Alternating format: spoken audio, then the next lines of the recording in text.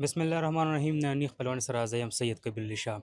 دا وخت موجود یم بونیر کې بیا یو کلی دی قادر نګر ورته ویل کېږي. هلته موجود یم د خلکو وینا څه د خلکو سره به خبرې اترې کوو. دا وخت موږ سره مقامي خلک موجود دي، د هغوی نه به تپوس کوو څه صورتحال دي، کورونه وران شو، خلک لاړه، څه به وایي؟ دا د الله طرف نه امتحان و په دې باندې او زمونږ دپاره د عذاب یو جلک و چې خبردار تاسو سم شئ. د الله ان بطش ربک لشدید، د الله نیوکه ډېره سخته ده. په دې کې زمونږ دپاره یو عبرت دی او خو مسلمانان عبرت نه اخلي. مونږ ډېر زیات خفه یو په دې باندې او دغه رنګې دا کم کورونه چې وړي دي د دې دپاره د متبادل طریقه اختیار کړلی شي، اعلی ماشینریان دې راواستولی شي. دلته د بجلی به حال کړلی شي، فوري بجلی دی خو فوري به حال کړلی شي چې د حکومت سره نه نو د چا سره بیا دی حلي فوري دی بجلی به حال کړلی شي. زموږ موبایل تشي دي، د بار نه ټلیفون کیږي نه کیږي، هغه چرته دی سیلاب وړي دي. بل ورځ یو کس زموږ ملګری و، 3 ورځې زما موبایل بنو، چرته کسان ته وي چې د مولوي صاحب قبر راته وښایي که نه. څو ملګرو وي چې ته مونږ په دغې شهیدانو کې ویشته وي، ځکه په بجلي نه وه، موبایل یې بندې وي، سرویس کار نه کو. دا مکمل ناکامي ده د حکومت. د نورو د مشرانو سره ټیک شو. دا راته ووایي چې څومره کورنۍ متاثره شوي، دلته څومره کورونه وو؟ سره دلته که خو ډېر کورونه زموږ پوره ایریا دا یو کالوني وه. شاته په دې ځای کې دا ټوله کالوني وه، لکه دا متاثره شوې ده. خو لکه یاره چند کسان به په کورونو کې پاتې، نور الله غستې دي. کورنۍ به مطلب کورونه به داسې 20-25 پورې به کورونه وو دلته؟ یاره زه خو یم چې زیات پي، کم به نه یو، زیات پي. تاسو د فیملی څومره کسان شهیدان شوي دي؟ زما خپل د کور 8 تنه شهیدان شوي دي.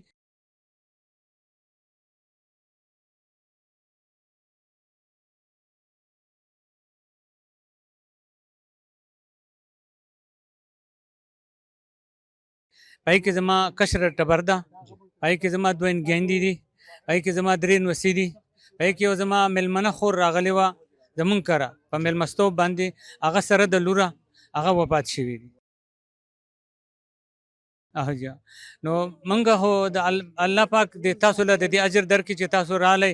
د ټول نه مخکې خو تاسو موږ شکریا ادا کوو چې دې غرونو ته او دې غیر آباد علاقو ته تاسو رالی او په دې سختو لارو کې چې لارې نشته، هر څه روان دي او زمونږ لکه هغه دادرسي او هغه په زړه د مرهم پټۍ لګولو دپاره نو الله دې تاسو له دې اجر درکړي. موږ ته د اوبو هم ضرورت دی چې موږ ته اوبه نشته. تاسو ته په خپله پته ده چې دلته څه د اوبو چې کوم نظام و، پیپان و، چېرته ټینکۍ و، هغه هر څه درهم برهم شوي دي. د اوبو راته تقریب دی. دا داسې په خوراس خاک په دغه کې جو څوک خپل هغه تعاون کوي، الله دې له جزا خیر ورکړي. بل زما یو نوسی دی، حمدان ته نوم دی، الله دې وبخي، وفات شوی دی. اوس د هغه پلار د دوبۍ نه راته ما ځان سره بوت ایرپورټ ته، د هغه کچې خبرې ما ته اوس هم نه یادېږي.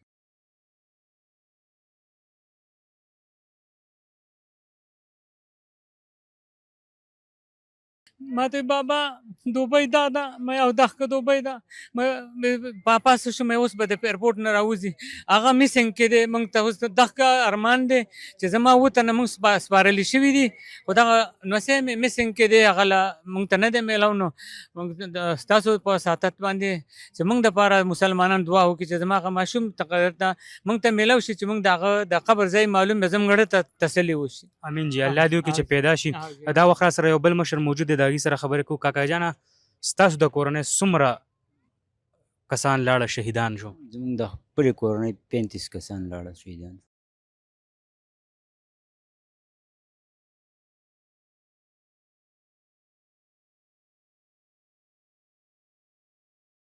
پینتیس کسان. په دې کې زنانه څومره وو، ماشومان څومره وو، زلمي څومره وو؟ په دې کې به تقریبا 10 ماشومانان وو، 10 به پکې لږې غټ وو او داسې به پکې نور دغه کورونه ټول لاړه تباه شو. ټول لاړه تباه. څه مطالبه لرئ حکومت نه چې څه دلته وکړي؟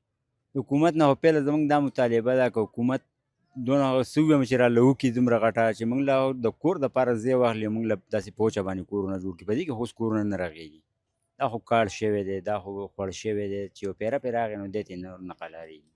پوه شوې، که هغه نه کوي نو موږ له دې بیا داسې ګزاري والا کار وکړي، موږ به ځان له په ایجار باندې ځای واخلو او ټینټونه دې راله راکړي، نور څه یې راکړي چې چېرته په شړه کې ولګو ځان. دا نن تقریبا 100 ورځې تېرې شوې د دې سیلاب، تاسو چرته پاتې کېږئ دې کې خو بارانونه هم کېږي موږ ځای په ځای پاتې کېږو خپلو خپلوانو سره د خویندو میندو سره تلي څوک په مایره کې پاتې کېږو لکه 3 کیلومتره مخکې څوک 15 کیلومتره مخکې څوک خو داسې لرې لرې پاتې کېږو.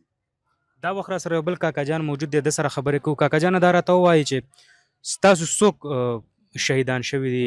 زمونږ به دې د اته کوره په دې ځای کې شهیدان شوي، دا مې د ترور زوی دی او دا شپږ اووه تنه دي، دا زما ترور زامن دي او په دې کور کې زما درې نمسي، یوه لور او یوه انګور هغه پکې هم تللي دي او سیلاب د الله پاک راوستی دی او بس خلک ته وړی دی په کاته، څوک موندلی شي څوک لا نه دي موندلی شوي. ویلی کېږي دا چې د سیلاب دغه لار نه وه، د سیلاب هغه لار وه. سیلاب هغه لار وه، دا نه وه، بس الله پرې راوست، الله پرې راوستی دی. اوس څه وایي چې حکومت تاسو له څه وکړي؟ حکومت دا وکړي، دا ټول متاثران شوي دي، ځای په ځای ناست دي، دوی له ټاټونه دلته ولګوي، تانبان ول ولګوي او چې کوم دی دغه وکړي، خامخا امداد ورسره وکړي. او ټیک شو چې مهرباني دا وخت ما سره هماغه کس موجود دی، هغه نه اخرنۍ خبره علم او خپل پروګرام چې کوم دی اختتام ته رسوم. دا راته ووایي تاسو خبره کوله وختي زه بل مشر ته لاړم، هغوی سره مې خبره کوله، سم دي په زړه باندې کولو یې ووایي دی زمونږ د کتونکو ته، حکومت چارواکو ته. نو چارواکو ته خو موږ دا وایو چې هغوی دې راشي او زمونږ په زړونو باندې نن سبا غم دی، تکلیف دی. نو زمونږ څه نور څه دا خو موږ ته د تکلیف د اوبو را سره نشته، هر څه ټول سیسټم درهم برهم شوی دی، اوبه نشته دی. د شپې که فرض کو اوس موږ راغلي یو، زموږ کورونه ټول ډیمیج شوي دي، څه نړېدلي یو، څه لږ اړ دي یو، څه په هغې کې پاتې کېږو. بله شپه سهار چربان کې باران کې شو، زموږ ټوله کډه ټول بچي بیا را پاڅېده، اته خو زمونږ نه تللي د واقع چې کم پاتې والله چې په کټونو کې کېناسته په ژړا شو چې اوس موږ اوس به بیا خوړ راشي، موږ به څه کوو؟ کېدای شي زمونږ دا شته کور بیا ونړوي.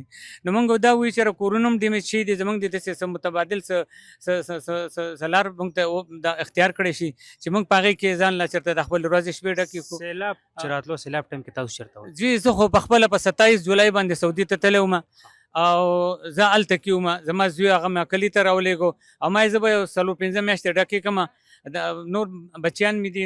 موږ د 20-30 کاله په مسافرۍ تېر کړه او جمع پونجي هم جمع کړی و، دلته پکې ځان له دا ځایګۍ اخیستی و، دا کورونه هم پرې رخ کړي.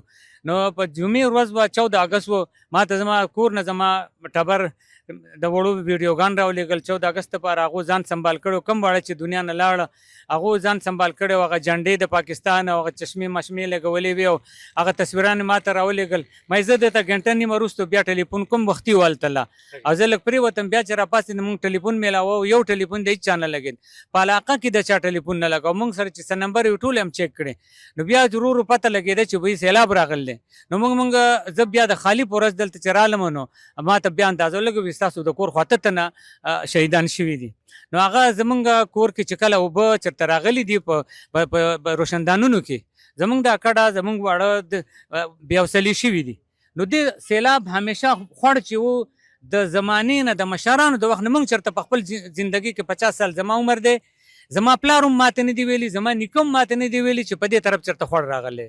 په دغه که خوړو نو زمونږ هغه واړه چې هغه متاثره شو، هغه وایي چې یاره موږ دې پورې غره غاړه ته ځو. نو هغو خو دغه وچه وه که نه، وچه وه، هغو دغه غره غاړه ته ځان ویست چې مخې له تللي دي اته واړه جو، څه په کور کې پاتې شوي دي او څه هلته کې جو اوبه ووړه. الله یې تاسو له صبر درکړي او الله یې ستاسو دا سختۍ ختمې کړي. څنګه چې تاسو د دې مشرانو خبرې واورئ، دوی ته د بجلۍ مسله ده، دوی ته د واشرومونو مسله ده، دوی ته د ټینټونو مسله ده، دا شي نه ولرسوئ.